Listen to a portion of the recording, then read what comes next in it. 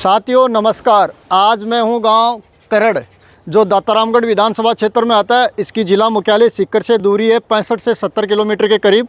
तो आज इस गांव के बारे में मैं आपको छोटी सी जानकारी दे रहा हूं। गांव के वरिष्ठ नागरिक, युवा साथी एवं पुजारी जी मेरे साथ में हैं। तो आज इनसे जानते हैं करड़ गाँव के बारे में। करड़ गाँव कितनी वर्षों पहले बसा हुआ गाँव है और इस गाँव की स्थापना किस व्यक्ति ने की और इस गाँव का नाम करड़ कैसे पड़ा। जय श्री राम। जय श्री राम। राम राम साहब जी। बाबा जी आपको शुभ नाम? कृष्णा राम जी। जी कितने साल का होगा? 75 साल का। अच्छा। गुरुदेव आपका नाम? राघव शरण जी। लक्ष्मीनाथ जी के मंदिर का महंत हूँ और करीब 25 साल से इसी मंदिर में सेवा। सर आपका? मेरा नाम गोपाल सिंह शेखावत है। जी।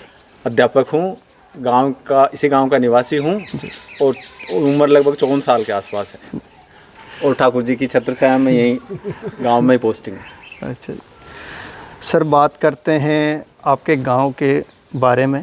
तो आपका गांव है जो करड़, ये कितनी वर्षों पहले बसा हुआ गांव है? करड़ की वैसे वास्तविक स्थिति क्या है ये तो कोई नहीं कह सकता कि कब बसा था, लेकिन जो हमने पूर्वजों से सुना है, जो बड़वा पोती का इतिहास है जी, उसके आधार पर इतना कहा जा सकता है कि विक्रम संवत 1639 में राव गोपाल सिंह जी ने नान अमृतसर से आकर करड़ में और यहाँ शासन प्रारंभ किया था। उनको वहाँ भाई बट में मान लो या कैसे भी मान लो, बंटवारे में ये करड़ जागीर में मिला था। अब इसका करड़ नाम कैसे पड़ा ये तो एक हाँ किसी को पता नहीं है। करड़ कैसे पड़ा, क्योंकि उस समय से भी करड़ ही चला आ रहा है जी। तो करीब 450 साल का लगभग इतिहास जो अपने पीछे आप मंदिर देख रहे हैं लक्ष्मीनाथ जी का, इसको राव गोपाल सिंह जी का निर्माण मानते हैं बड़वा पोती के हिसाब से। बात करते हैं करड़ गांव के बारे में। तो करड़ शब्द है ये कहाँ से निकल के आया, किसी को भी पता नहीं है गांव में। इस सबसे संबंधित किसी भी समाज के व्यक्ति को मालूम नहीं है कहाँ से करड़ नाम की उत्पत्ति। हमारी जानकारी में किसी को पता नहीं है और किसी को अगर कोई पता हो तो हम ये भी नहीं कह सकते कि भाई साहब किसी को नहीं पता। पुरानी पीढ़ी अब उपलब्ध नहीं रही जी, तो इसलिए लगभग नहीं पता है। बात करते हैं बड़वा पोथी में भी इसका उल्लेख नहीं है कि साहब करड़ नाम ये किसी ने दिया। बही बाट और जो बड़वे होते हैं ना जी, उनकी पुस्तकों में भी इसका उल्लेख नहीं है।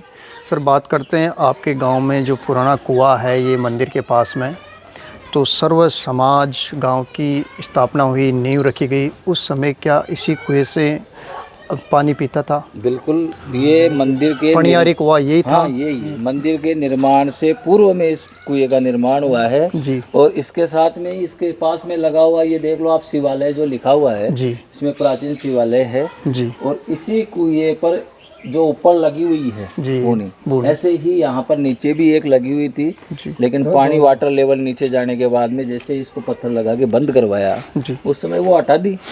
बाकी नीचे से पूरा गांव पानी पीता था, ऊपर में ठाकुर जी की सेवा के लिए या पुजारी जी अपने काम के लिए जो भी है ना, वो ऊपर के ऊपर अपना पानी ले लेते। तो पहले प्राचीन कुओं में सबसे पहला कुआं गाँव का यही है। मंदिर निर्माण के साथ में ही इस कुएं का निर्माण हुआ था और ये आप देख रहे हैं इसमें ये जो भूनी वगैरह लगी हुई है, मरबे बने हुए हैं, ये ऊपर से मंदिर की सेवा पूजा के लिए पानी काम में लिया जाता था और नीचे पूरे ग्राम के लिए व्यवस्था थी जो नीचे से लोग अपना पानी यहाँ सर आज इस कुएं को छा दिया गया है। हाँ, वाटर लेवल नीचे जाने के बाद में अब पानी का वाटर लेवल नहीं रहा, इसलिए बंद कर दिया। करड़ गांव का पुराना बाजार है जो एक समय में यहाँ बड़ा बाजार हुआ करता था। तो आज मेरे साथ में करड़ गांव के मेरे सहयोगी और गांव के पुराने व्यापारिक लोग हैं जो एक समय में यहाँ दुकान लगाया करते थे। तो आज उनसे जानते हैं इस बाज़ार के बारे में। ये बाज़ार कितनी साल पहले बसा हुआ बाज़ार है, गांव के कितनी वर्षों बाद का बनाया हुआ बाज़ार है और इस बाज़ार की क्या विशेषता थी। सर बात करते हैं आपके इस करड़ बाज़ार को लेके, तो इस बाज़ार का क्या इतिहास है? गांव के बसावट के बाद में जी, जब से गांव बसा है यहाँ पे जी, विक्रम संवत 1639 से पूर्व का गांव है जी, क्योंकि 1639 में तो जो मेन मंदिर है लक्ष्मीनाथ जी का जी, उसका निर्माण काल मानते हैं, जी, लेकिन उससे पूर्व का गांव बसा हुआ है। तो उस गांव के साथ में व्यापारी वर्ग भी, बढ़िया वर्ग जो भी था वो यहाँ पर उनकी हवेलियाँ वगैरह सब आप अभी देख लोगे, सब बसी हुई हैं। उनकी जो प्राचीन दुकानें हैं वो भी सारी उनके अवशेष भी हैं, कुछ प्राचीन दुकानें अभी भी हैं, कई कुछ चालू अवस्था में भी हैं। जी तो वो सारी हैं। मुख्य जो व्यापार यहाँ पर था वो अनाज से संबंधित था, जी क्योंकि यहाँ पर कृषि वर्ग था ज़्यादा, किसान वर्ग ज़्यादा था, पशुपालन और खेती, दो ही चीज़ थी। और उसी अनाज का आप अपने को तो पता है, आज तो पैसा चल गया, लेकिन उस समय में तो वस्तु विनिमय था। जी जी भाई अनाज देते थे, सामान लेते देते थे। तो व्यापारी वर्गों के पास में अनाज का ही व्यापार था। और यहाँ से पास में 8 किलोमीटर पर रेनवाल है, जो बड़ी मंडी भी है जी और मालगाड़ियों की सुविधा वगैरह अंग्रेज़ों के टाइम से उस ज़माने में भी थी। तो सारा का सारा अनाज यहाँ से लड्डों में जाता, बड़ी मंडियों में चला जाता। तो व्यापार वर्ग का मुख्य यही बात करते हैं कौन से अनाज को लेके ज़्यादा ये बाज़ार फेमस हुआ करता था? जैसे मसाले में लेके बात करते हैं। मसाले में अगर अपन बात करें तो उस टाइम में यहाँ पर सबसे ज़्यादा मिर्च का उत्पादन था। लाल मिर्च, हाँ लाल मिर्च, लाल मिर्च यहाँ पर काफ़ी ज़्यादा मात्रा में लाल मिर्च पैदा होती थी। जी और लाल मिर्च यहाँ खरीद होके सुखा के और फिर वो मंडियों में यहाँ से आगे जाती, बाहर भी जाती थी। हाँ, राजस्थान के अलावा अन्य राज्यों में भी हाँ, व्यापार वो जैसे भी जिन व्यापारी को जो सुविधा थी, बाहर भेजने वाले अलग थे, यहाँ वाले तो जैसे रेनवाल में अपना व्यापार कर लेते, जी। फिर वहाँ के बड़े व्यापारी वो आगे भेजते थे। और क्या होता था सर? धनिया जी। जैसे धनिया की भी, क्योंकि पानी जो बरसाती पानी ऊपर पानी था, मतलब लेवल पानी का लेवल बहुत ऊपर था, और वो पानी जो भी था ना वो बरसाती पानी था। जी तो धनिया भी अच्छी क्वालिटी का होता था, मिर्च भी देसी मिर्च जो बिल्कुल मोटे वाले देसी मिर्च वो भी अच्छी होती थी। और गाजर, वो काली वाली जो गाजरें होती थी वो भी खूब लंबी लंबी होती थी। एक राई खूब होती थी, क्योंकि स्थानीय कृषक भाई जो न्यूनतम आवश्यकता की चीज़ें थी वही ज़्यादा पैदा करते थे। और फिर वहाँ से ला करके, क्योंकि बाहर साधन नहीं थे तो यहाँ सेठ लोगों को देते थे। सेठ लोग अपने व्यवस्था से वो बाहर दूसरे बाजार में, जैसे रेनवाल या फिर चोमू है, वो जा करके इस तरह या व्यापार चलता। तो सर आप तो यहाँ व्यापार परिवार में जन्म लिए हो, अपने आपके पूर्वज यहाँ व्यापार किए हैं, और आज भी अपनी पुश्तैनिक हवेली है उसमें आप निवास कर रहे हो। और बाबा जी भी, सुनने में आया कि बाबा जी भी यहाँ व्यापारी रहे हैं। हाँ, अनाज की तो व्यापार आपका क्या कहना है इस बाज़ार को लेके? बाज़ार ऐसा है कि एक टाइम था, एक समय था जब कोई यहाँ के ठाकुर साहब थे, जी मेरे कोई पूर्वज थे रामलाल जी, जी जो अपने यहाँ सीकर डिस्ट्रिक्ट में गोड़ियावास गांव है, जी जी वहाँ से उनको लेके आए थे। हमारे जो पूर्वज थे यहाँ की पटवारी थी। जी पटवारी ब्राह्मण? नहीं, पटवार बने का काम करते थे। जी यहाँ से किसानों से जितना भी अनाज वगैरह आता था, यहाँ खाइयाँ करती थी अनाज की, जी जी और यहाँ पर वो अनाज आता था, जहाँ हम बैठे यहीं पे। यहीं पे खाइयाँ करती थी। जी और उनका व्यापार था, इनका ब्याज वगैरह का भी, अनाज वगैरह यहीं आता था, यहीं से वो अनाज वगैरह उनको दिया करते थे। जी और ये हवेली विक्रम संवत 1778 में रामलाल जी रावत ने बनाई थी। जी उन्होंने, मतलब ये बनी तो टुकड़ों में है, जी जी उन्होंने केवल 3-4 कमरे बनाए थे 1778 में। उसके बाद धीरे धीरे ये 3 मंजिल की हवेली बनाई गई। अभी इसका जीर्णोद्धार चल रहा है, इसका काम चल रहा है। तो एक समय में बड़ा यहाँ बाजार हुआ करता था, बाजार हुआ करता था, यहाँ खुशहाली थी, बाजार में रौनक थी। आज ये बाजार एक वीरान सा है, सुनसान सा है। तो इसका कारण क्या है? कारण व्यापार नहीं है, व्यापार नहीं है। बढ़िया वर्ग जो है यहाँ का था वो सारा बाहर चला गया। एक समय था इस बाजार के अंदर इतनी खाटें लगती थी कि जगह नहीं मिलती थी। जी उस हवेली के सामने भी इतनी खाटें लगती थी। यहाँ पे वो जो सामने हवेली है जी जी वो इस करड़ की सबसे पहली हवेली है, और उनको हवेली वालों के नाम से ही जानते हैं। वो भी अग्रवालों की है क्या? हाँ, अग्रवाली हैं, जी तायल हैं वो गोत्र के, जी और अग्रवाल परिवार में हैं। वो उनका नाम जो है ना वो हवेली वालों के नाम से ही है आज भी जी उस परिवार को, नहीं जानते थे, क्योंकि वो सबसे पहली हवेली वही बनी हुई है, प्राचीन हवेली, तो इसलिए हवेली वाले। उस जमाने में क्या था जी, ये तो आज कुर्सी टेबल पर हम लोग बैठे हैं, ये पूरी गली भरी हुई रहती थी। मंदिर के यहाँ जाते थे, बड़े बूढ़े जो बुजुर्ग लोग थे सब यही बैठते थे नीचे, जी जी यहाँ बैठे रहते थे सर। आपने वो बाजार देखा है। आपकी उस समय उम्र क्या रही होगी? मेरी उम्र तो 6-7 साल की थी उसमें। जी आपका बचपना यहीं गुजरा है? बचपन यही गुजरा है। और 1987 में मैं जयपुर चला गया था, जी और फिर मैंने वहाँ एमकॉम की, फिर वकालत की मैंने वहाँ। जी जी तो मैं अभी तक वहीं जयपुर में हूँ। अभी इस हवेली का जीर्णोद्धार कराने के लिए आया। जी तो आपने तो देखा है बाजार में, अपने पूर्वजों से सुना भी है। आपकी कौन सी पीढ़ी है यहाँ वर्तमान में? आप कौन सी पीढ़ी में हो जो इस गांव में? मेरे पिताजी 9वीं पीढ़ी में थे, हम 10वीं पीढ़ी में। आप 10वीं पीढ़ी में हो? जी हमारे बच्चे जो होंगे वो 11वीं पीढ़ी में। जी आप एक वकील भी हो व्यवसाय से। तो बात करते हैं इस बाज़ार को वापस से कैसा जिंदा हो ये बाज़ार, ऐसा क्या सरकार को करना चाहिए ताकि ये बाज़ार की जो रौनक है, खुशहाली है, एक भारत देश की गांव है, भारत देश के गांव एक आत्मा है भारत के। सरकार को गाँव की तरफ विकास पर ध्यान देना चाहिए, यहाँ के व्यापार वगैरह को गौरव देना चाहिए। जिन लोगों का आजकल क्या है कि जब सरकारी नौकरियों की तरफ जो रुझान रहता है जी, यदि उसको स्वरोजगार की तरफ यदि सरकार जो है ध्यान देवे और गाँव के विकास की तरफ ध्यान देवे, यहाँ व्यापार वगैरह पनपाए, कुछ इंडस्ट्रियाँ वगैरह लाए यहाँ पे, जी, तो हो सकता है कि गाँव में तो व्यापार वर्ग कैसे वापस डेवलप हुए कि एक तो किसानों के पास में ऐसा क्या योजना के तहत पानी पहुंचाए ताकि वो किसानों के फसल है वो बाज़ार में आए, व्यापारी लोगों के पास में आए ताकि वो वापस। सबसे मुख्य मुद्दा यही है कि यहाँ का व्यापार खत्म होने का कारण है, जो यहाँ का व्यापार था वो कृषि आधारित था। कृषि आधारित था, और कृषि आधारित होने से जो कृषि नहीं रही, वाटर लेवल नीचे जाने से कृषि नहीं रही, व्यापार कहीं का होगा। तो सरकार जो मेन जड़ है, मुद्दा वो है, जड़ है, मेन है। तो यहाँ वाटर लेवल वापस कैसे बने, उसके लिए या तो नहरी योजनाएं आए जी, बिल्कुल, या किसी नदियों से जुड़े, कैसे भी करके अगर वापस वो होती है, फसलें वापस होने लग जाएंगी, व्यापार अपने आप वापस बढ़ेगा। व्यापार बढ़ेगा। एक समय था इन कुओं में इतना पानी था, यहाँ नहाया करते थे हम जी, ये वैसे मेरे गुरुजी हैं, मेरे को पढ़ाए हुए हैं यहाँ स्कूल के अंदर, जी जी और मैं इनका स्टूडेंट हूँ। जी, ये बातें हैं ये 83-84 जी 1983-84 के अंदर ये मेरे स्कूल के अंदर टीचर थे जी और मेरे को वाणिज्य पढ़ाते थे, जी मैं इनका स्टूडेंट था।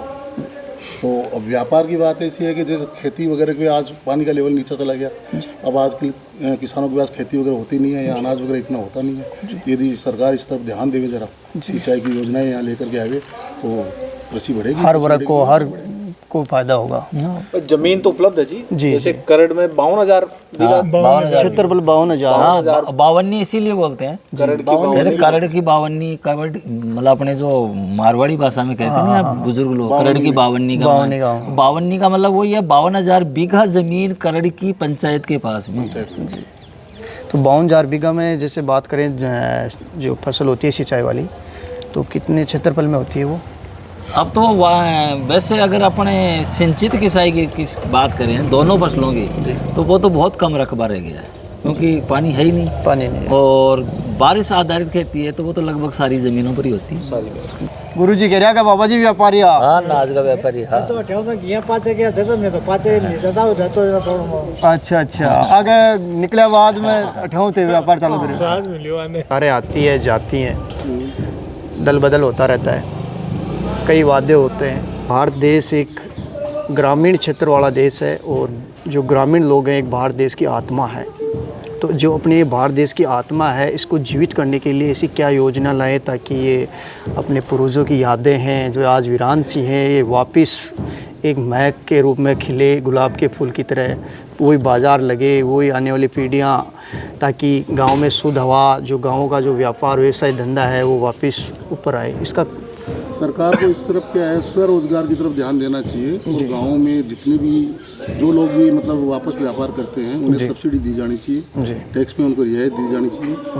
जो लोगों का रुझान गाँव की तरफ से शहर की तरफ हो रहा है, तो क्यों नहीं शहर की तरफ से वापस गाँव की तरफ आए। यदि सरकार इनको सब्सिडी देगी, टैक्स में रियायत देगी, यहाँ सुविधाएं देगी, बिजली की सुविधाएं देगी या कोई इंडस्ट्री वगैरह पे सब्सिडी देगी, तो व्यापार इधर भी हो जाएगा वापस। तो सरकार को इस तरफ ध्यान देना चाहिए और खासकर खेती के लिए, सिंचाई के लिए, सिंचाई मेन मुद्दा है। हाँ, वो मुद्दा होगा तभी सब व्यापार जीवित है, उसी के पीछे। यदि व्यापार किसानों के पास में पानी की व्यवस्था हो गई तो व्यापार फसल होगी तो बाजार में खुशहाली रहेगी, व्यापार बढ़ेगा, व्यापार बढ़ेगा। जो आज गाँव की तरफ से जो पलायन कर रहे हैं शहर की तरफ, वो केवल रोजगार के लिए तो कर रहे हैं। यदि वो रोजगार सरकार इधर देने लग जाएगी, सब्सिडी देने लग जाएगी, जी, यहाँ पर हर सुविधा देने लग जाएगी, बिजली देने लग जाएगी, इंडस्ट्री वगैरह के लिए सब्सिडी देने लग जाएगी, तो सब काम नहीं हो जाएंगे। तो बात करते हैं सर व्यापारिक लोगों की, तो इस गांव में कितने ऐसे परिवार थे जो इस गांव को छोड़ के शहर की तरफ पलायन कर चुके हैं? करीब 10 परिवार है सर। 10 परिवार, तो उनके पूर्वज गांव की स्थापना हुई उस समय से यहाँ पे बहुत बढ़िया व्यापार चलता था, ब्याज बट्टा चलता था। जी जी, वो सब सर, हाँ, हमारी अग्रवाल जी वो थे जी, वो सब शहर की तरफ प्लान कर गए जी। तो उनकी पुरानी हवेलियाँ भी यहाँ देखने को मिल रही है, तो वो क्या आते हैं क्या सर यहाँ पुरानी हवेलियों में? अब पुरानी हवेलियाँ तो सब बंद पड़ी हैं जी, उनके जो जात जड़ुल्ला वगैरह जो भी कार्यक्रम होते हैं उनमें जो वो तो यहाँ के यहीं के रहने वाले हैं, तो उनके इन्हीं मंदिरों में उतरते हैं। तो उन कार्यक्रमों में जब भी आते हैं वो अपनी हवेलियों को देखते हैं, तस्वीरें ले जाते हैं, बस बाकी यादें हैं। कि ये पुराना मार्केट है, इससे आगे एक मार्केट और है जो इसके बाद में डेवलप हुआ, उसको छह चौकिया बोलते हैं जी। मार्केट का नाम ही छह चौकिया है। क्यों? कारण है कि उसके चौक में 6 रास्ते आते हैं, 6 रास्ते उस चौक में आते हैं और उसके चारों तरफ दुकानें बनी हुई है हर जगह। और ये तो केवल जैसे बनियों की या ब्राह्मणों की उस बसावट में है, उसमें सारी जातियों का समावेश है। तो इसके बाद में ये मार्केट जब बंद हुआ ना, उसके बाद में एक छोटा मार्केट बना है। आसपास में सबसे बड़ा मार्केट कौन सा लगता है? रेनवाल। और ये सीकर जिले का लास्ट गांव? हाँ, ये सीकर जिले का नहीं, ये 3 जिलों का बॉर्डर है। 3 जिलों का? हाँ, यहाँ से अगर हम पूर्व में जाएंगे तो 5 किलोमीटर पे जयपुर जिला स्टार्ट हो जाता है जी। दक्षिण में जाएंगे तो अपना डीडवाना कुचामन चालू हो जाता है, जो अभी वर्तमान में है। पहले तो नागौर था, लेकिन अभी वर्तमान में डीडवाना कुचामन चालू हो जाता है। और उत्तर में अपन सीकर में है। ये सीकर का लास्ट बॉर्डर गांव आ गया, इसलिए 3 जिलों की विधानसभा क्षेत्र दातारामगढ़ विधानसभा क्षेत्र। पुराना ये चौक तो है ही है जी। इसके साथ साथ जैसे व्यापारी लोग पलायन कर गए, दुकान बंद हो गई और हमारे जो महाजन यहाँ से पलायन कर गए, उसके बाद में ये रामलीला मंच है जी। और हाँ, इसको रामलीला मैदान भी कहते हैं। पहले तो भाई बनियों के टाइम में तो सेठ साहूकारों के टाइम में तो क्या बोलते थे मेरे को नहीं पता है, लेकिन अब जो नई पीढ़ी है सब इसको रामलीला ग्राउंड के नाम से, रामलीला मैदान के नाम से। यहाँ पूरी रात का दशहरे का कार्यक्रम पूरी रात का चलता है, यही चलता है। रामलीला भी काफी लंबे समय तक रामलीला भी होती थी। और अब जो दुर्गाष्टमी को यहाँ दशहरा का कार्यक्रम होता है, तो रात को नरसिंह अवतार की लीला के जो भी कार्यक्रम होते हैं इसमें पूरी रात को 10 बजे से सुबह 4 बजे तक। ये जो हमारे सेठ जी हैं, इनके परिवार वाले भी झांकी निकालने के लिए कहीं भी हो वहाँ यहाँ अपना सहयोग देने के लिए इसमें पूरा मार्केट ही बनियों का ही है, जैसा मैंने पहले बता दिया आपको। तो ये भी अग्रवालों की हवेली है जी। नीचे तो दुकानें बनाई गई थी जी, और ऊपर में रेजिडेंस पर्पज से बना हुआ है जी। इससे जैनियों की प्रारंभ हो जाती है, ये भी जैनियों का है। और इसी परिवार ने प्राथमिक विद्यालय का निर्माण भी करवा कर बामासा रहे हैं इसके जैनी समाज। हाँ, गवर्नमेंट का मिड में प्राइमरी तक की स्कूल इन्होंने बना के और गांव को जैनी परिवार भी शहर की तरफ गमन कर गए। हाँ, वो तो पहले से पुराने टाइम से पहले जैन मंदिर था, अभी तक था जी। 3 परिवार महाराज जी बता रहे थे, 3 परिवार यहाँ रहते थे, वो तीनों परिवार अब तो यहाँ से पलायन कर गए जी। इस हवेली की बात करते हैं महाराज जी, तो ये किस परिवार की हवेली है? ये हवेली तायल परिवार जो अग्रवालों में होता है जी जी, उनका बनाया हुआ है। इस गांव की जो सबसे पहली हवेली है जी जी, जो मतलब पहले तो कच्चे निर्माण होते थे सारे जी, तो जो पहला पक्का निर्माण हुआ हवेली बनी वो यही है। इसीलिए इस परिवार को हवेली वालों के नाम से ही जाना जाता है आज भी। और चूना पत्थर मतलब चूना और जो अपने कौन सा झाजड़ा पत्थर बोलते थे, उससे बनाई हुई है हवेली जी जी। और ये दुकानें होती थी उस समय पुराने बाजार की। सती माता का मंदिर है गांव का, तो मेरे सहयोगी है, इनसे जानते हैं सती माता के मंदिर के बारे में। सर, बात करते हैं सती माता के मंदिर को लेके, तो कौन से समाज से सती हुए थे? ये प्राचीन मंदिर गरड में ही कुमाऊत समाज की राजाबाई के नाम से देवी हुई जी। और हमारे जो बुजुर्ग और जो बड़वापू थे उसमें इनका उल्लेख है कि विक्रम संवत 1295 में जी ये सती जी हुए जी। और गांव से बाहर यहाँ इन्होंने अपने पति के संग सती हुए जी। और कहते हैं कि इनके सती होने के बाद में जब भी गांव में किसी भी प्रकार के भारी आक्रमण या कोई चोर या दूसरे जो गायों पर अटैक करने वाले, गाय विशेषकर उस समय में तो गायों की चोरी होती थी, तो गायों पर अटैक करने वाले जो भी आते थे तो रात को या दिन को ये आवाज़ लगा करके गांव वालों को सचेत करते थे, ऐसे हमारे बुजुर्ग कहते हैं। और फिर जैसे ही लोगों को पता लगा कि ये सती हमें चोरी नहीं करने देती है, तो ऐसा कहते हैं कि उन्होंने आकर के इस मूर्ति को थोड़ा खंडित किया जी। उसके बाद में हमारे बुजुर्ग कहते हैं कि इन्होंने ये कहना बंद कर दिया, लेकिन अभी भी गाँव के सभी लोग हर शुक्रवार को, विशेषकर शुक्रवार को यहाँ आते हैं और अपनी श्रद्धा अनुसार पूजा अर्चना करते हैं और झाड़ू चढ़ाते हैं। ऐसी मान्यता है जो भी यहाँ आता है उस देवी की। और ये कुमाऊत समाज से हुए हैं जिनका नाम राजाबाई था, और विक्रम संवत 1295 में ये सती हुए थे जी। जैसे बात करते हैं रोग को लेके, तो मनुष्य में कौन से रोग के लिए पूजा की जाती है? विशेषकर ये जो मस्सा होते हैं, उन मस्सों के लिए यहाँ झाड़ू वगैरह झाड़ू चढ़ाते हैं और इनके 2 फेरी या 4 फेरी अपनी श्रद्धा अनुसार वो चढ़ाते हैं। ये गांव के दक्षिण साइड में बाहर की तरफ स्थित है। ये जमीन तो पुश्तैनी हमारे जो धूलकोट है उस राजपूत परिवार की है, लेकिन सती माता जी यहाँ हुए हैं। और ये कुमाऊं समाज से इनका, कुमाऊं समाज से हैं। और ये मंदिर पहले तो छोटा सा गुम्बद था, अब गांव के ही दानदाताओं ने, भामाशाहों ने इसको थोड़ा भव्य रूप दे करके वर्तमान रूप में बनाया। गांव में एक प्राचीन बावड़ी भी देखने को मिली है, जो लगभग मेरे सहयोगी है उनका कहना है ये लगभग गांव की बसावट हुई उसी समय बनाई गई थी। और बाकी मेरे सहयोगी है, इनसे जानते हैं। सर, बात करते हैं इस बावड़ी को लेके, तो इस बावड़ी का निर्माण कब हुआ था? ये प्राचीन बावड़ी मंदिर निर्माण के साथ ही बनी हुई है जी जी। और ये गांव के दक्षिण साइड में पुरानी बावड़ी है। इसमें ऊपर से लेकर के, ज़मीन से लेकर के नीचे तक इसमें सीढ़ियाँ बनी हुई हैं जी। तो ये मेन रास्ते पे बनी हुई थी, तो आने वाले जो यात्री जो बाहर से आते थे व्यापार के लिए करड़ में और आगे निकलते थे, वो यहाँ सीढ़ियों से उतर करके पानी पीते थे और अपने पशुओं को पानी पिलाने के लिए यहाँ एक खेली बनी हुई है तो उसमें ये डाल करके अपने पशुओं को पानी पिलाते थे। फिर कालांतर में जैसे जैसे व्यापार खत्म हो गया तो गांव के जो सेवाभावी लोग थे वो समय निकाल करके इस खेली को भरते थे और यहाँ के जो पशु थे वो पानी पीते थे। जुझार जी महाराज का मंदिर है, तो मंदिर के बारे में सर से जानते हैं। सर, बात करते हैं जुझार जी महाराज के मंदिर को लेकर, तो क्या इतिहास है इनका सर? ये प्राचीन मंदिर है जी, जुझार जी महाराज का। पहले इस टिब्बे के ऊपर हुआ करता था जी। फिर उसके बाद में अभी सभी गांव के लोगों ने अपने आपसी सहयोग से मूर्ति स्थापना यहाँ करवा दी जी। श्रीमान जुझार जी का नाम मोती सिंह जी है जी। और नागौर रियासत जो मिंडा, यहाँ नागौर रियासत का गांव मिंडा पड़ता है जी जी। उसके और यहाँ करड़ के राजपूतों में गाय की रक्षा के लिए जब लड़ाई हुई तो आपने गायों की रक्षा करते हुए उनसे युद्ध लड़ा और युद्ध लड़ा करके अपनी गर्दन युद्ध में इनकी कट गई। वहाँ से लड़ते हुए वो उनसे लड़ते हुए गायों को बचा करके लाए। तब से लोक देवता के रूप में सभी समाज के लोग जुझार जी की पूजा अर्चना करते हैं और शादी विवाह में सब यहाँ पर आते हैं लोक लगाने के लिए। सर्वप्रथम शादी या कोई भी समाज में होता है तो सबसे पहली जो फेरी लगाने के लिए, मतलब जोड़ा नवदुल्हा और दुल्हन दोनों वो यहाँ करके। बात करते हैं रामदेव जी महाराज के मंदिर की, तो ये मंदिर लगभग कितनी वर्षों पहले मंदिर बना हुआ है गांव में?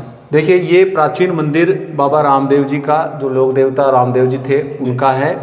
और मैं तो मानता हूँ, जब तक मैंने तो इस मंदिर को इसी स्थिति में देखा, ये चूने से बना हुआ है। उसके बाद में कांच का कार्य अलग अलग दानदाताओं ने करवाया, मूर्ति निर्माण भी बाद में किया गया है। प्राचीन मंदिर, ये गर्भगृह वही प्राचीन मंदिर है। इस मंदिर के पुजारी श्रीमान गंगाराम जी कामड़ हुआ करते थे, जो इस गांव के सरपंच भी रह चुके हैं और अब वर्तमान में उसी कामड़ परिवार की 7वीं पीढ़ी जो है ये पूजा अर्चना कर रही है। और हर वर्ष भाद्र महीने में, भाद्र मास में यहाँ तेजा दशमी को मेला लगता है और सभी गांव के सभी लोग, समाज के लोग यहाँ अपना आर्थिक सहयोग करके वर्तमान में पुश्तैनी रूप से कामड़ परिवार ही इसकी पूजा अर्चना कर रहे हैं।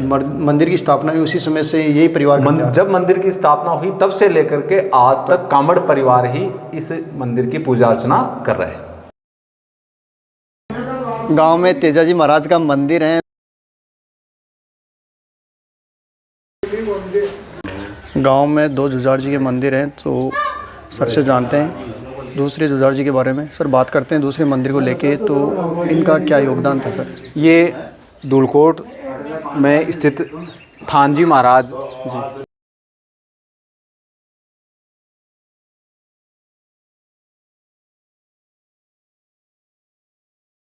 रियासत थी, उनसे गायों की रक्षार्थ इन्होंने अपना बलिदान दिया। लक्ष्मीनाथ बड़ा मंदिर करड़ है।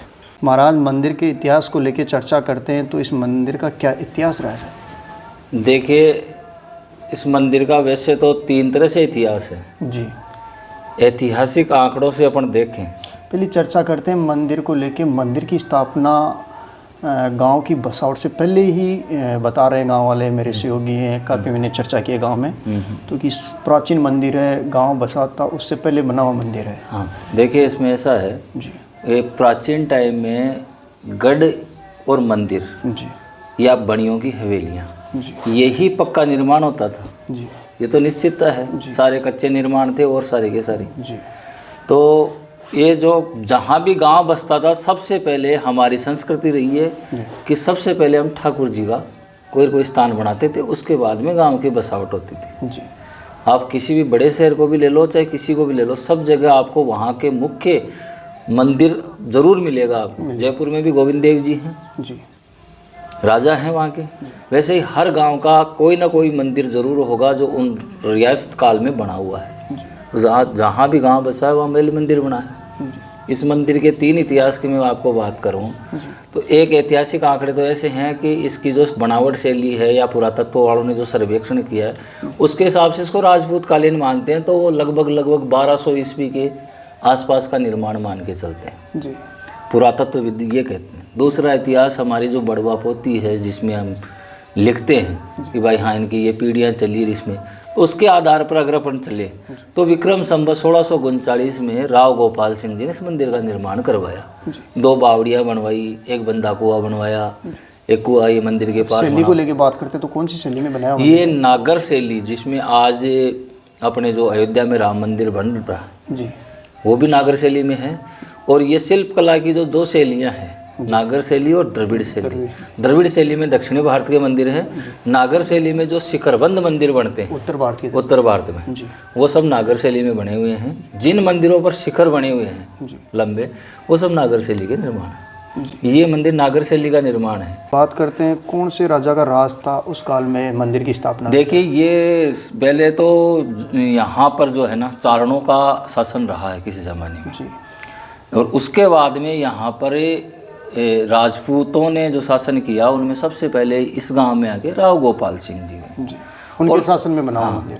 और राव गोपाल सिंह जी, यहाँ जितने भी शेखावत परिवार, राजपूतों में यहाँ पर केवल शेखावत हैं जी, और शेखावतों में भी यहाँ गोपाल जी के ही शेखावत हैं। जी। तो इससे यह तो क्लियर हो गया कि गोपाल जी को वाकई में यहाँ रियासत से मिला हुआ चारण जाति के लोगों के द्वारा राज किया गया, वो यहाँ से कैसे गए, क्या कारण था गांव छोड़? वो उस जमाने में वो भी राजा होते थे, ये भी राजा थे, युद्ध हुआ क्या हुआ वो तो उस समय कैसे पलायन राज हुआ, को लेकर युद्ध हुआ होगा तब। तो पलायन उनका हुआ है। उसके बाद से यहाँ चारणों का कोई व्यक्ति रहता पुजारी जी की बात करते हैं तो सर्वप्रथम मंदिर की स्थापना हुई राजा के टाइम पे, तो सर्वप्रथम कौन से मंदिर में पूजा करते थे? हमारे रिकॉर्ड के हिसाब से तो ये लगभग 19वीं पीढ़ी चल रही है वर्तमान में। आप 19वीं पीढ़ी में हो। जी। और वैसे ये मंदिर उस समय जब राव गोपाल सिंह जी से इतिहास देखें तो उस समय चरणदास जी जो बनारस से मतलब काशी से यहाँ आए थे और वो यहाँ काफ़ी समय तक रहे। उन्हीं स्थापना काल में चरणदास जी का इतिहास ही मिलता है उस टाइम में। चरणदास जी का इतिहास मिलता है तो इस मंदिर में कोई ऐसे महंत संत हुए हैं जो चमत्कारी हुए हैं, तपस्वी संत हुए हैं, चरणदास जी के भी चमत्कारों का इतिहास है जी। कोई इतिहास बताइए आप। चरणदास जी जब इस यहाँ मंदिर में रहते थे तो उस समय में क्या है कि ऊपर जैसे जहाँ ठाकुर जी का मंदिर बनता है तो तुलसी का बेला वगैरह तुलसी का होता ही है। तुलसी का पेड़। तो ये गांव के जो आवारा मतलब छोड़ देते थे पशु बकरियां वगैरह ऊपर आती थी, उन्होंने मना किया, अवृत शरीर था, नहीं माने तो उन्होंने ठाकुर को ही कहा कि हाँ कि अब आपको ही रक्षा करनी, ये लोग नहीं मानेंगे, ये सुधरने वाले नहीं है। तो चरणदास की सुनजे बिनती ओ बन का माली और तुलसा की रक्षा की खातर भेज दो ल्याड़ी। तो हाथों हाथ उन बकरों को 2 ल्याड़ी मतलब अब भेड़िया वो भेड़िए उठाकर हाथ के हाथ ही ले गए। उसके बाद में लोगों को समझ में आया कि संत कोई चमत्कारी है, तो उसके बाद में फिर सब शांत हो गए। रघुनाथ दास जी महाराज ने मंदिर की सेवा के साथ साथ आयुर्वेद की सेवा की। आयुर्वेद में उनका वरदस्त था, आयुर्वेद से नाड़ी वैद्य थे वो। बहुत से किस्से हैं, मैं यादगार के लिए 1-2 किस्से आपको बता सकता हूँ रघुनाथ दास जी के। मींडा जो ठाकर हैं गढ़ के मालिक, मींडा कितनी दूर है यहाँ से 8 किलोमीटर जी। तो उनकी घरवाली बीमार हो गई तो वो क्या है कि उनको देखने के लिए बुलाया राजा महाराजा थे। तो वहाँ चले गए तो बोले उनकी नाड़ी देखनी पड़ेगी जी। तो बोला हमारे तो पर्दे में रहती है जी, लेडीज बाहर आती ही नहीं जी। तो उन्होंने कहा एक सूत की कुकड़ी उनके हाथ के बांध दो और मेरे को पकड़ा देना इधर बाहर। तो उसी से नाड़ी देख ली। तो ठाकुर साहब को विश्वास नहीं हुआ कि भाई इससे भी हो सकता है क्या, कोई सूत से भी देख सकते हैं क्या। उन्होंने कहा कि बीमारी मेरे समझ में आ गई, लेकिन आप एक काम करना, इनका पेशाब भिजवाना जी। तो मैं उसके हिसाब से फिर इनकी दवाई लिखूंगा। जी। तो चलो ठीक है। तो उन्होंने क्या किया, उनका परीक्षण करने के लिए कि देखो महाराज में कितना चमत्कार है, क्या जानते हैं, उन्होंने भैंस का भेज दिया पेशाब। जी। तो वो सेवक लेके आया, तो कटोरी में सामने रखा, तो उन्होंने उसको देख कर कहा हाँ बस समझ में आ गई बीमारी। बोले 3 महीना की तो गर्भिणी है जी। और खलर का आंकड़ा दो क्यों ही बीमारी बनी। ये थे नाड़ी वैद्य। हैं? तो ठाकुर साहब को समझ में आया कि नहीं वास्तव में ये जानते हैं। तो फिर उन्होंने क्षमा मांगी, तो उन्होंने ठुकरानी साहब का इलाज किया। उसके बाद में प्रसन्न होकर एक बनिए के हाथ उन्होंने खरड़ भेजी, दवाई जो बांटने की हाँ उसको खरड़ बोलते हैं। वो खरड़ भेजी, बहुत कोई बढ़िया कलात्मक खरड़ थी कि भाई हाँ ये बाबा जी को दे के आना। भेजी किसके साथ, बनिए के साथ। वहाँ से बनिए व्यापार के लिए आते जाते थे, तो कहीं ये बड़ा मंदिर है जो करड़ में, वहाँ दे के आना तो महाराज को। वो विश्वास नहीं था कि भाई बढ़िया वर्ग है, कहीं पसंद आ गई, कोई ग्राहक लग गया और बेच दी, अपने को खेदे का दे दी, तो कल लिखवा के लाना बाबा जी से कि भाई पहुँची कि नहीं पहुँची। अब बाबा जी अपने भजन में आनंद में मस्त, तो बाबा जी के पास आया, वो दे दी, थोड़ी देर बैठ गया। बाबा जी जब बोल भया क्या, तो महाराज भाई क्यों जो उर्को मंडार ले रहा, जो वाला पर्ची स्लिप लिखवा ले रहा, लिया लिख दे से लिख दी भी के ऊपर न बे। तो बाकी एक पुस्तक आयुर्वेद से संबंधित कई ग्रंथ ताकि वह पुस्तकान की बेकाई दोहाबद्ध है, वे पुरानी भाषा का मान है। आज वहाँ को अर्थ कौन निकाल पाऊँ आज आप, तो बे 20 साल सुबह तो बे लिपिबद्ध भी श्लोका में ही लिखता। तो लिख दी मिंडलपुर सुल्तान सिंह कीनिया बाटा भेंट, और भेजा हाथ किराड़ कर पूछा ठेठम ठेठ, नीचे रघुनाथ दास। बड़े चमत्कारी। हाँ तो लिखकर दे दी, वह ले जा दे दी, दिए होगा हाँ गले वाले लिखे कहीं लिखे जाएगा बपुर फोटो सुना दी फाट हो गई। अब एक गढ़ को मालिक भेंट कहीं करियो बांटो। तीसरी पीढ़ी में मथुरा दास जी, रघुनाथ दास जी महाराज की ये तस्वीर लगी हुई है, और जमुना दास जी की हमारे पास कोई तस्वीर उपलब्ध नहीं थी, इसलिए हम नहीं लगा पाए।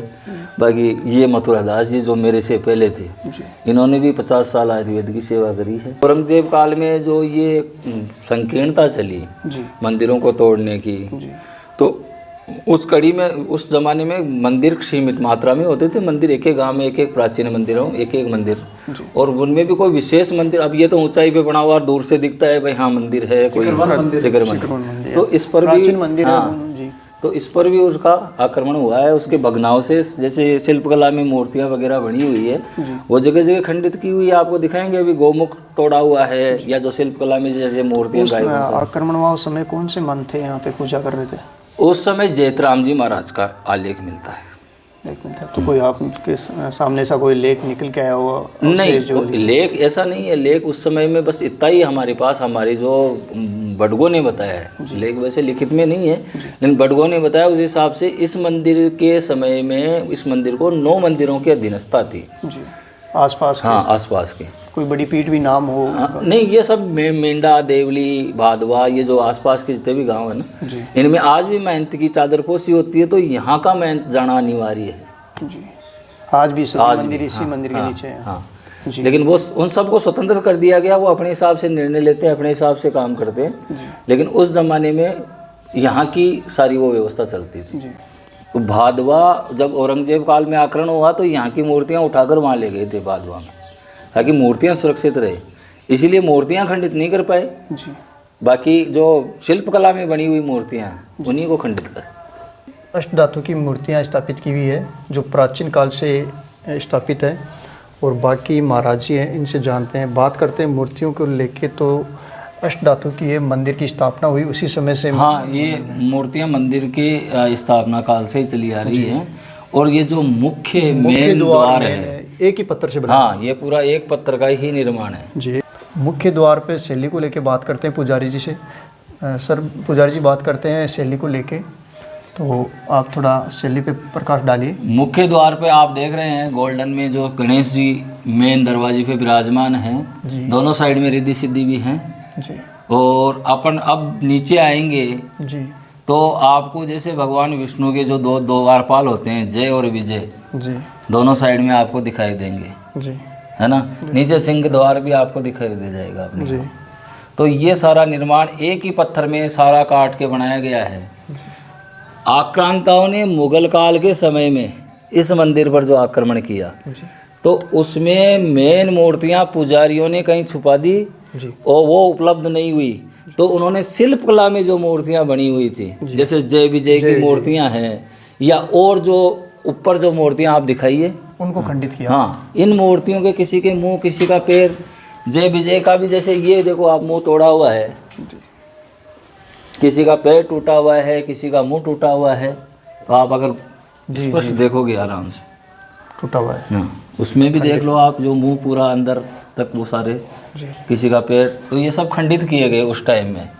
अब आपको मैं दिखाऊं कि ये देखिए बाहर जो बनाया गया है ना, इसमें जैसे ये मूर्ति लगी हुई है बाहर की शैली में जी, एक साइड में मूर्ति है, एक साइड में मूर्ति नहीं है। हाँ जी, ऐसा ही एक निर्माण उत्तर साइड में भी है, लेकिन उसमें मूर्ति नहीं है क्योंकि वो मूर्ति मुगल काल में तोड़ दी गई। ये उत्तर साइड में है जिसमें मूर्ति नहीं है, मुगल काल में तोड़ी गई। कौन से संप्रदाय में आता है मंदिर? जी, आप जो मुख्य द्वार पर आप जो देख रहे हैं चिन्ह जी, तो इनमें मध्य में जो है ना, ये हमारे तिलक का निशान है जी, तो ये रामानंदी ऊर्ध्वपुंड तिलक बोलते हैं इसको। जी, जी, जो ऊपर की तरफ जाता है वो ऊर्ध्वपुंड बोला जाता है।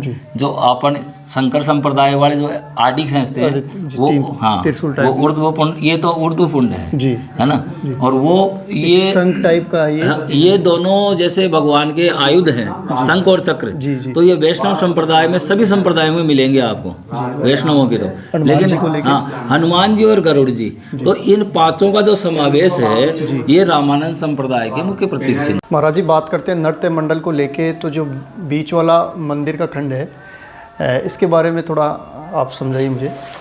ये नृत्य मंडप इसलिए कहते हैं कि ये भजन सत्संग और नृत्य करने के लिए ठाकुर जी के सामने जी, भक्तों के लिए ये व्यवस्था बनाई जाती है जी, और ये जो निर्माण हो रखा है ये 8 खंभों पे पूरा का पूरा गुंबज टिका हुआ है। आप आराम से इसकी शैली देखोगे ना जी, तो इसमें कहीं भी कोई चूने का, सीमेंट का, सरिये का, गाटर का कोई काम नहीं है। ये ब्लॉक सिस्टम से उस ज़माने में इतना बड़ा गुंबज और इतनी बड़ी जगह उन्होंने निर्माण किया और सारा पत्थर का कंप्लीट पत्थर से सिर्फ पत्थर से निर्माण किया हुआ है, कोई चुना और ये जो आज आप ये जो तड़क भड़क देख रहे हो ये तो अभी बाद में जो रिवोल्यूशन हुआ है ना, उसमें कांच वगैरह और ये तस्वीरें वगैरह लागना, ये सब तो बाद का निर्माण है। लेकिन ये जो निर्माण शैली है ये देखने लायक है।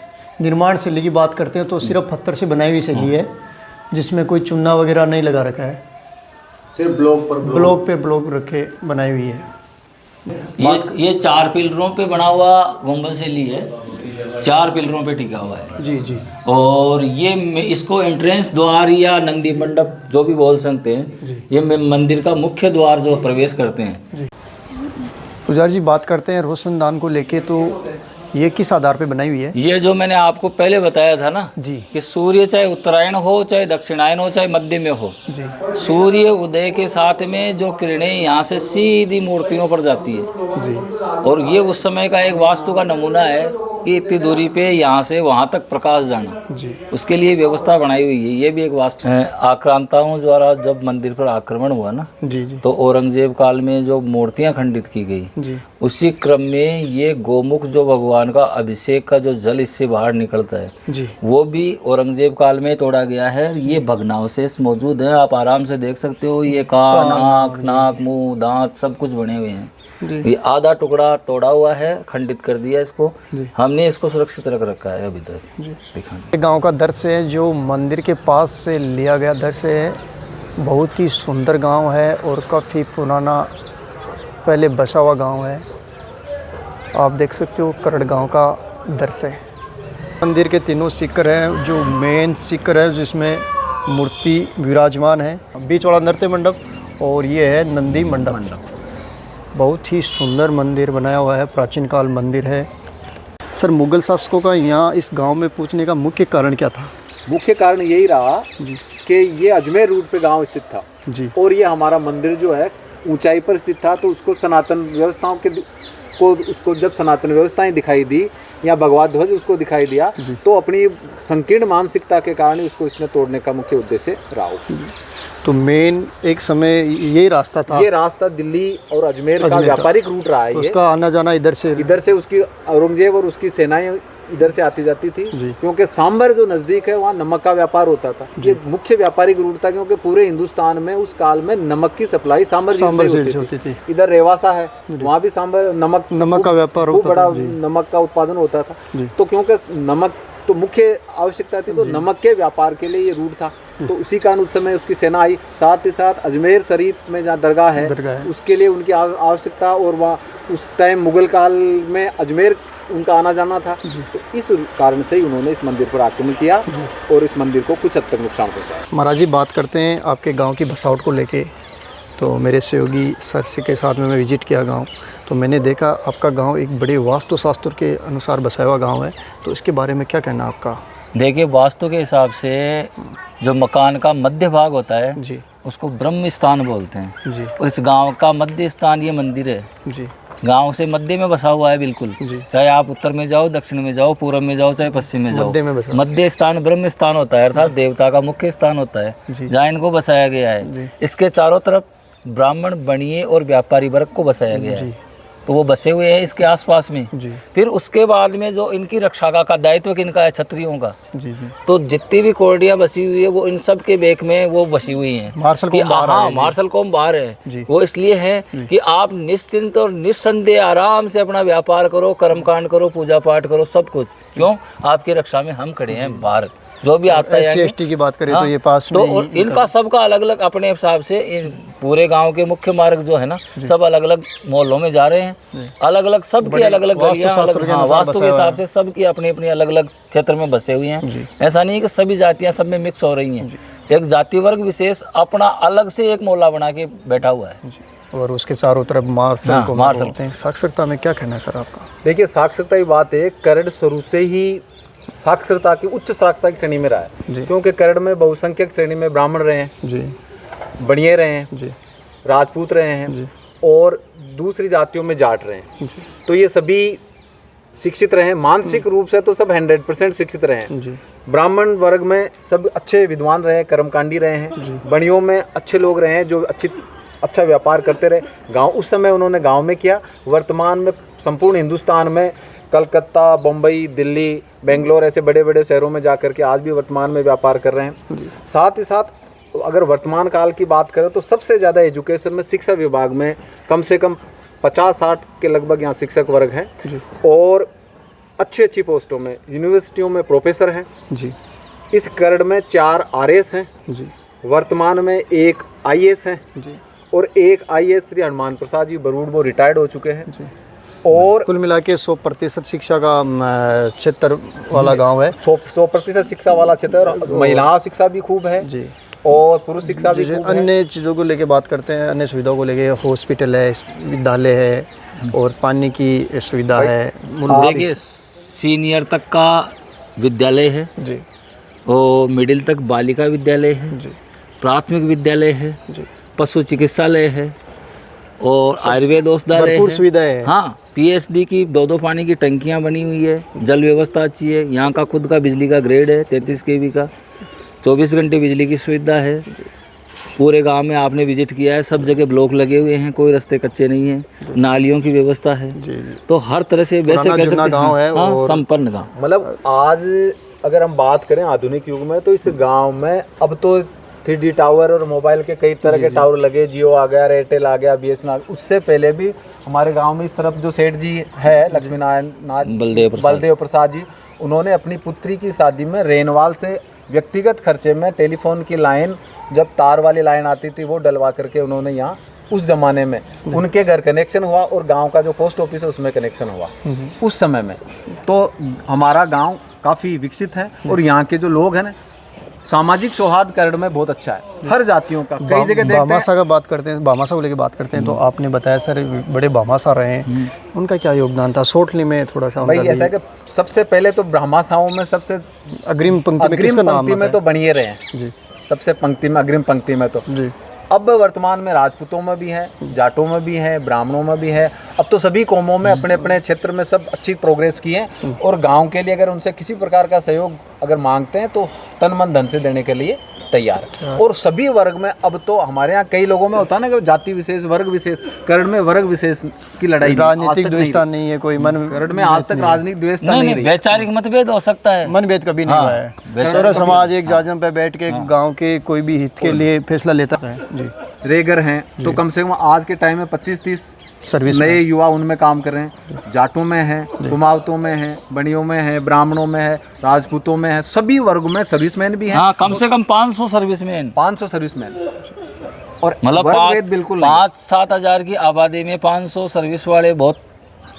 अच्छा, उस जमाने में हमारे यहाँ गांव के मेघवाल जैसे बलाई जिनको बोलते हैं भाई, अब कई लोग कहते हैं कि साहब हमारे यहाँ छुआछूत की जाती है, हमारे उनका वर्चस्व है। उनके उस जमाने में पक्के मकान हुआ करते थे, उनको पंच पटेलों में जैसे एक आदमी ब्राह्मणों का, 2 आदमी राजपूतों के, जाटों में पटेल, अलग अलग समाजों के जो भी कोई सार्वजनिक पंचायत होती थी उसमें सब सहयोग करते थे। और ये मंदिर जो मुख्य इसके आप सामने देख रहे हैं, बहुत सारा बड़ा चौक है, यहाँ पर चौपाल लगती थी, 2 पाने इधर 3 पाने इधर, सब मेल करके गांव हित के निर्णय सारे जगह बैठ के बिल्कुल बिना भेदभाव के करते रहे।